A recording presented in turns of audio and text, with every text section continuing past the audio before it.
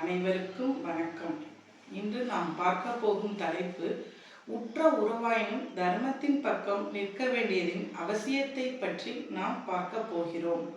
ராமாயண மகா காவியத்தில் தசரத சக்கரவர்த்தி கைகேயிக்கு கொடுத்த வரத்தினால் தன்னுடைய பாசத்திற்குரிய மகனை வனவாசம் அனுப்ப நேரிடுகிறது.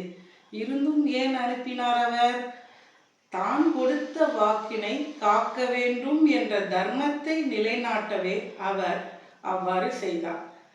அடுத்து நம்ம ராமபிரானை பற்றி பார்ப்போம். ராமபிரான் சீதையை மனம் முடித்தவுடன் சீதா தேவி, இந்த பிறவியில் உன்னை தவிர வேறொரு பெண்ணை என் கனவிலும் நினைக்க மாட்டேன் என்று கூறி ஒரு கணவனுக்குரிய தர்மத்தை காத்தார். அடுத்து நம்ம பார்க்க போறது திரிசடை. திரிசடை அரக்கர் குலத்தில் பிறந்திருந்தாலும் தர்மத்தின் பக்கமாக இருந்தார் என்பதை இந்த நிகழ்ச்சியின் மூலம் விளக்க விரும்புகிறேன். திரிசடை தான் சீதா தேவிக்கு துணையாக இருக்கிறாங்க.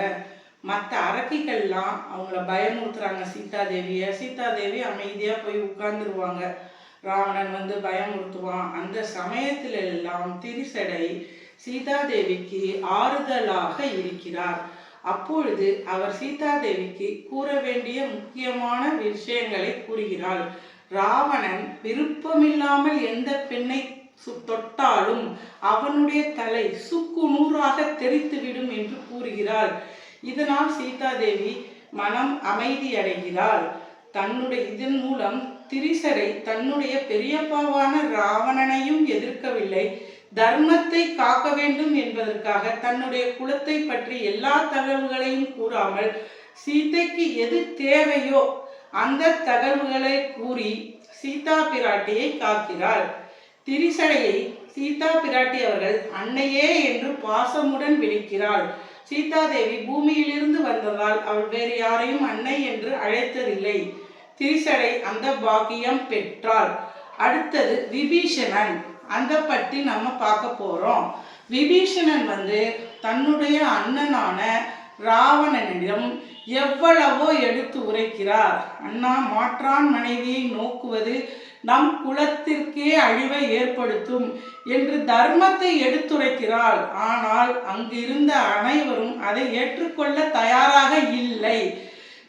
ராவணன் விபீஷணனை இலங்கையை விட்டு துரத்துமாறு கூறுகிறார். அதனால் விபீஷணர் இலங்கையை விட்டு வெளியேறுகிறார். எங்கே செல்வது என்று தெரியாமல் அவர் இவ்வளவு காலம்தான் நாம் தவறு செய்து விட்டோம், இனிமேலாவது தர்மத்தின் பக்கம்தான் நாம் நிற்க வேண்டும் என்று ஸ்ரீராமனை சென்று சரணாகதி அடைய நினைக்கிறார்.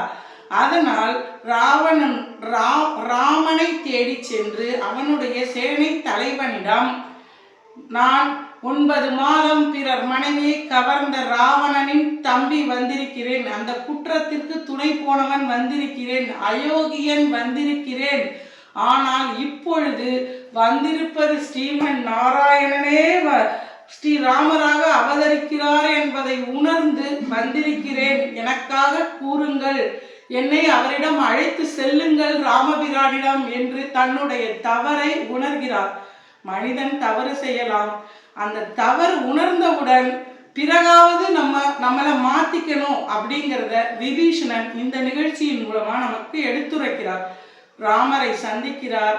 மற்ற அனைவரும் எதிர்க்க இவன் ராவணனின் தம்பி, இவனை நம்முடன் இணைத்துக் கொள்வது முடியாது என்று கூற அனுமன் அப்பொழுது கூறுகிறார், இது மாதிரி நான் இலங்கைக்கு சென்ற போது இவர் மட்டுமே நீதியை எடுத்துரைத்தார், ஒற்றனை கொல்லக்கூடாது. ஆனால் ராவணன் கொல்மின் இவனை என்று கூறினார். நீதி தெரிந்தாலும் அந்த நீதியை தக்க சமயத்தில் விபீஷணன் எடுத்துரைத்தார். மேலும் சீதா தேவிக்கு இவருடைய மகள் தான் துணை நிற்கிறாள். இவருடைய மாளிகையில் துளசி மாடம் இருந்தது, புனிதத்தன்மை உடையது என்று கூறியவுடன் ராமபிரானும் அவனுடைய கண்களை நோக்க இவன் குற்றமில்லாதவன் என்று கூறி, இன்று நாம் இனி 7 பேர் ஆனோம். என்னுடைய தம்பிகள் 4, குகனுடன் 5, சுக்கிரீவனுடன் 6 பேர் ஆனோம். இன்று உன்னுடன் 7 பேர் ஆனோம் என்று விபீஷணா என்று கட்டி அணைக்கிறார். இதன் மூலம் எப்பொழுதும் நாம் தர்மத்தை நிலைநாட்ட வேண்டும். நன்றி.